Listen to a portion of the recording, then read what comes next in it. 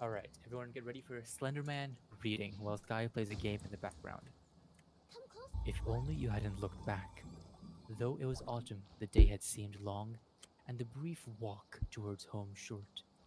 As the sunlight began to fade, you and your two friends left the playground behind and trudged reluctantly home, knowing that you would be forced to pick up the games and conversations the next day.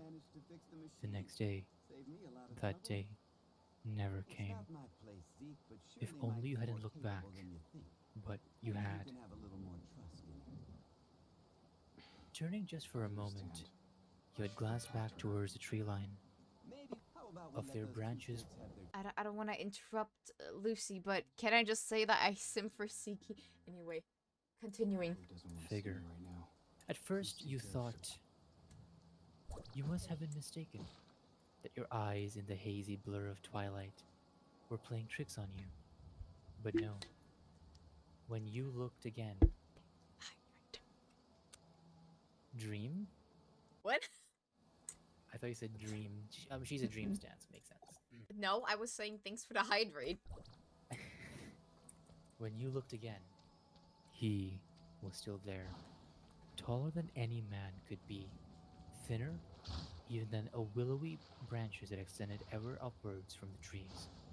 He loomed in the distance like the shadow of some horrible dark truth, and you knew instantly that you had to look away, that if you didn't tear your eyes away from that blank, featureless face, then soon the blank would wash over you, become you, and you would walk slowly but surely, as if pulled by some magnetic force towards him, toward him. Why does that kind of sound sexy though? Though you were scared of his I unnatural I don't want light, to say anything, the but like, aching, blank whiteness, oh, that sounds so sexy, by the way. the arms that seemed to stretch toward you, and slithering tentacles behind. It doesn't make it better that I still find it sexy, okay? It doesn't make anything better. Sometimes you just gotta stand Slenderman.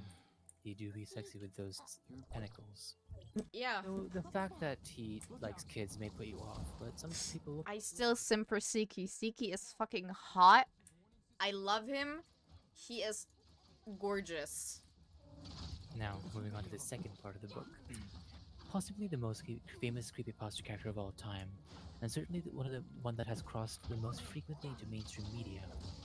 The Slender Man, also known as Slenderman, is a character born of a variety of early influences, but which itself represents an evolution in the use and development of folklore.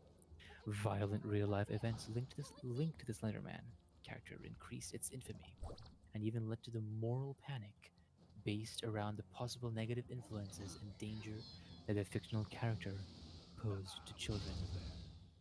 Though the adaptations and modifications by various authors mean that Slenderman's appearance can vary somewhat depending upon the source, the most common features remain the same.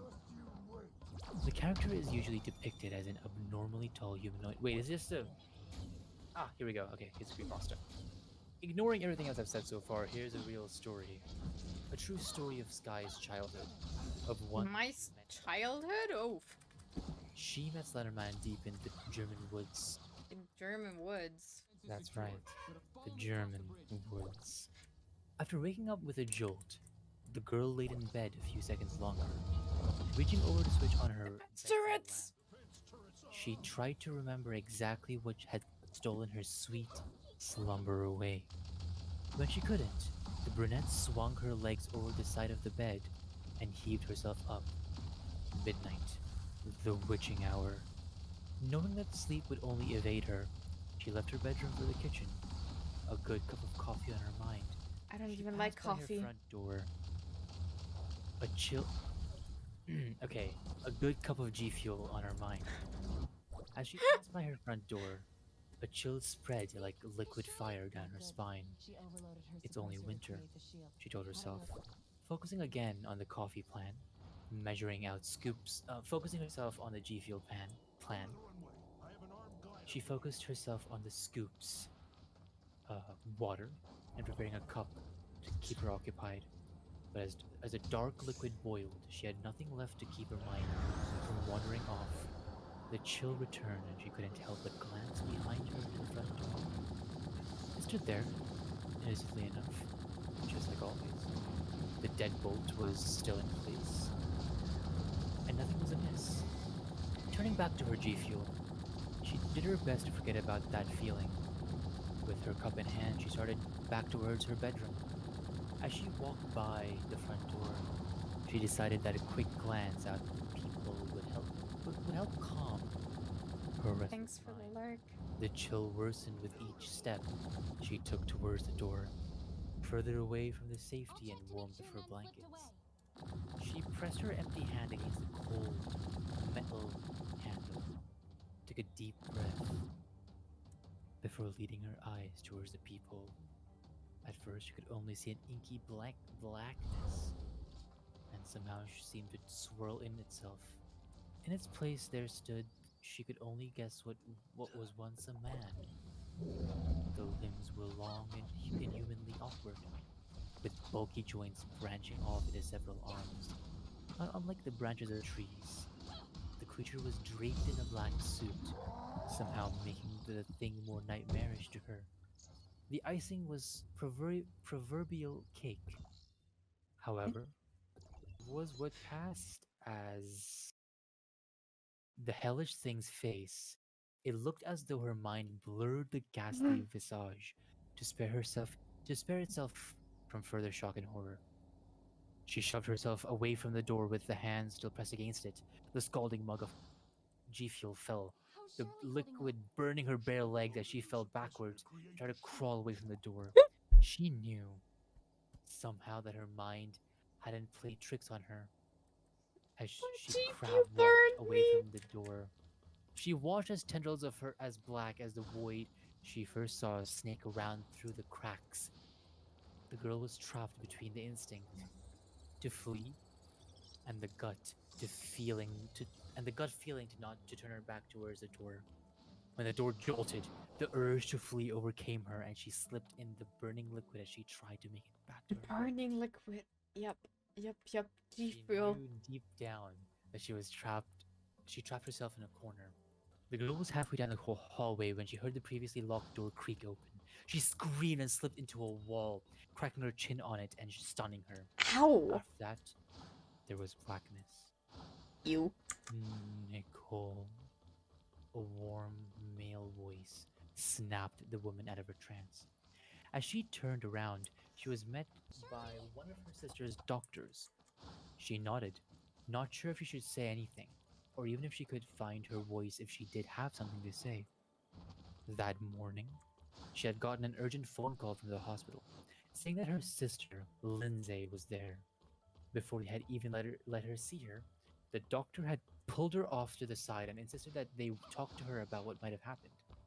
Phrases like self-inflicted and assault had been thrown around, and Nicole felt her mind reel.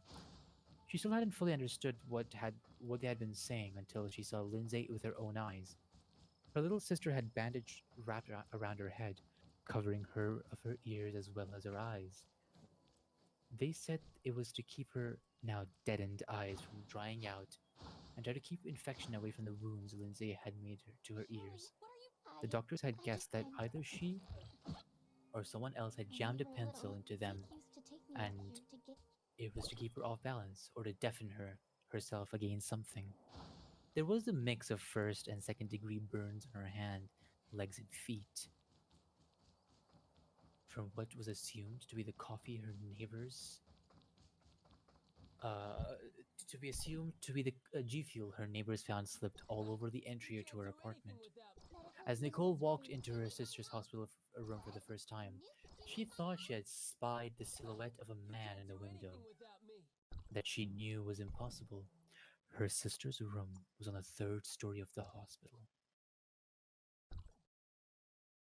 Hmm. That was the entire story. What? That was it? Really? Wow. Well, All right. as long Well, as that's all the story, guys. doesn't. Come on. Where's the sexy part? Where's the part where you make Nicole out? Where is? Nicole felt Slenderman's tentacles wrap around No, her, he said no. slithering up her legs. You asked for it. It's not like that. She felt Slenderman's 9-tentacle arm pull her Slow closer. clap. She felt the slime, the warm slime, tingle on her skin. I don't even want to as she know. brought it No, no. closer to Slenderman's face. And then Slenderman said, "Kiss me." No. God, And- Luce, no. No. You say no, but it means yes, doesn't it? It does not at all mean yes, okay? Mhm. But no, when someone says no, they mean no, guys. Consent is important. That being said, she gave Slenderman consent, so Slenderman's tentacles slowly wrapped around her, and then No. Luce, please, for the love of God. are you not the one who said? Can I just say that Zeke is so hot? He is hot. And the fact that he just turns bad, that makes him even hotter. Sky felt Zeke's arms. Whoa, press whoa, into whoa, her whoa, shoulders, whoa, whoa, whoa, whoa, whoa, whoa, pushing her whoa. against a wall. As Zeke said, "Hello there, young adventurer. What the? Ah, How are you doing tonight?" I don't know, but I don't want to know. I don't want to know. No.